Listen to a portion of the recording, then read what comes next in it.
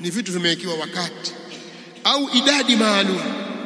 Mfano, idadi ya swala ya rakaa katika swala kuna idadi maalum. Idadi ya mwezi wa saumu ya Ramadhani ina siku maalum imewekwa. Kama hutafunga 29 basi 30.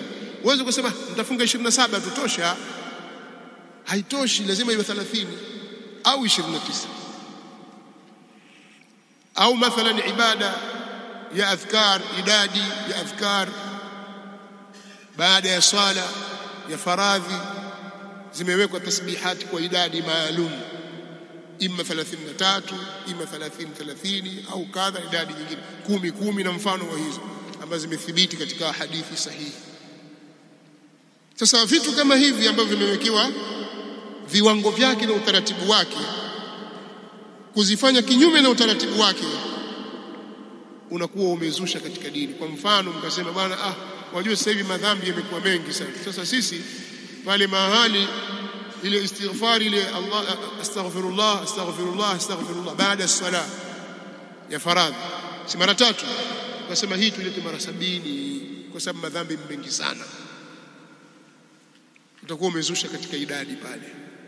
Sasa ukiambiwa umezusha idadi na ibada hii umeifanyia uzusha, usiseme kwamba dhikri istighfari pia bid'a. Umeelewa?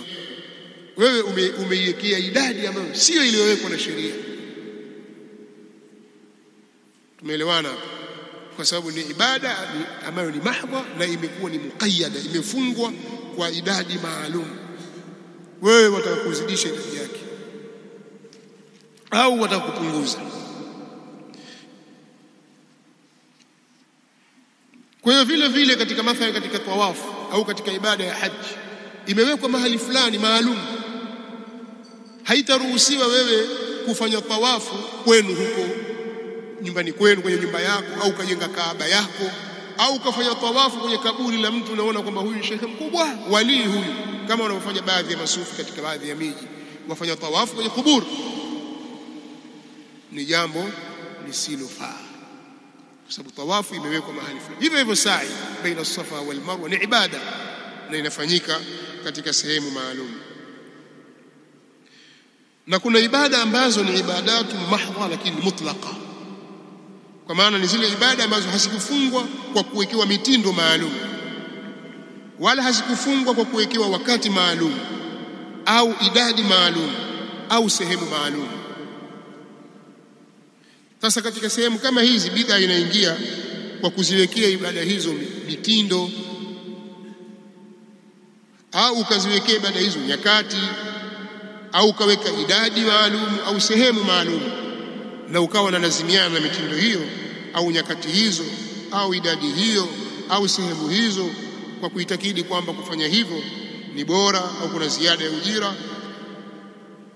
bila dalili yote kisheria, kiasi ambacho inakuja dhana ya kwamba kuifanya ibada hiyo kwa namna hiyo ndio makusudio ya sheria kwenye ibada hiyo. Bila shaka kufanya hivyo ni bid'a. Mfano, mtu kuhusisha labda kusoma kitabu fulani kama kitabu Sahihu al-Bukhari. Mtu akasema sisi tutasoma Sahihu al-Bukhari usiku wa kuamkia Alhamis, au kila jioni ya siku ya Alhamis, au siku ya Ijumaa mathalan. Hii ndio siku ya kusoma Sahihu al-Bukhari. Ukauliza kwa nini umehusisha Sahihu al-Bukhari na usiku huo au na mchana huo, jioni hiyo? Au kwa nini umekihusisha kitabu hicho? Au kwa nini umelihusisha somo hilo? Jawabu likawa nimehusisha kwenye usiku huo kwa sababu usiku huo ndio bora zaidi kusomwa kitabu hiki, au utapata thawabu nyingi zaidi katika usiku huu tukisoma kitabu hiki. Dalili huna. Mimi nimeona kwamba wajua ndani yake kuna hivi na vile na vile, na usiku huu kuna kadha kadha, ukaanza kuleta sababu ambazo hazina dalili wala mashiko ndani yake. Au ukahusisha kusoma kitabu fulani, Bulughul Marami au kitabu chochote kile, kitabu chochote ukakihusisha kwamba kisomwe mahali fulani. Kwa nini umehusisha na mahali hapo? Ukasema mahali hapo ndio bora zaidi kuliko sehemu nyingine. hapo pataingia bid'a. Nataka mfahamu vizuri haya mambo. Pia kuhusisha jambo kwa wakati, mfano kuhusisha kusoma Qur'ani siku ya 7 baada ya kufariki mtu, au siku ya 3 baada ya kufariki mtu, au siku ya 40 baada ya kufariki mtu. Ukasema tukusanyika tusome Qur'ani alafu tuipeleke kwa huyo mtu aliyekufa, kwa kuitakidi ya kwamba siku hiyo ina ujira mkubwa au kuna siri nyingi za hiyo 40 bila ya dalili ya kisheria. Kufanya hivyo ni bid'a. Usiseme Qur'ani bid'a. Si Qur'ani bid'a. Wewe umeihusisha na wakati fulani kwa kuitakidi kwamba wakati huo una afdalia. Kuhusisha huku ni bid'a, na hii ni ibada iliyoachiwa, unaweza kuifanya wakati wowote. Na hapa sijazungumzia suala la kwamba Qur'ani yamfikia maiti au haimfikii. Mimi najua kwamba ni masaili yana khilafu baina ya ahlul ilmi, lakini kuhusisha sasa na siku 40, iwe 40 jina tu au 40 hakika kabisa, kwa itikadi ya kwamba ya 40 ina siri ndani yake bila ya dalili ya kisheria, kufanya hivi ni bid'a. Wacha 40, hata ukibadilisha basi tumebadilisha kusema 30 sasa, leteni dalili.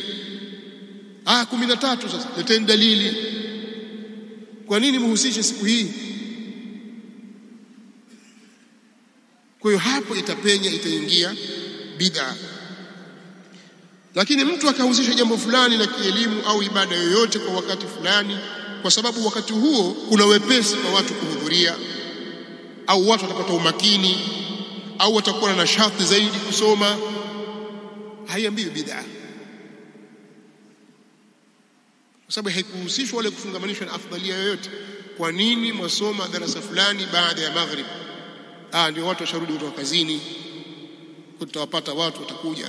Kwa nini watu wanasoma Qur'ani baada ya alfajiri au kabla alfajiri? Kwa sababu watu wanakwenda kazini, wengine wanakwenda maskuli, wengine wanakwenda wapi. Kwa hiyo kabla hawaja kwenda tupate muda wa kufanya hivyo. Hakuna ubaya katika hilo, haiambiwi bid'a. Nasema hivi kwa sababu huyu pia alishawahi kusema siku za nyuma, kama ikiwa kila jambo zuri halifai kitu kama hicho, au kufanya jambo ambalo hakulifanya Mtume sallallahu alaihi wasallam haifai, mbona wasomesha Bulughul Marami? Ni kwa sababu hana kawaidi za kiilmu juu ya suala la bid'a linakuwaje.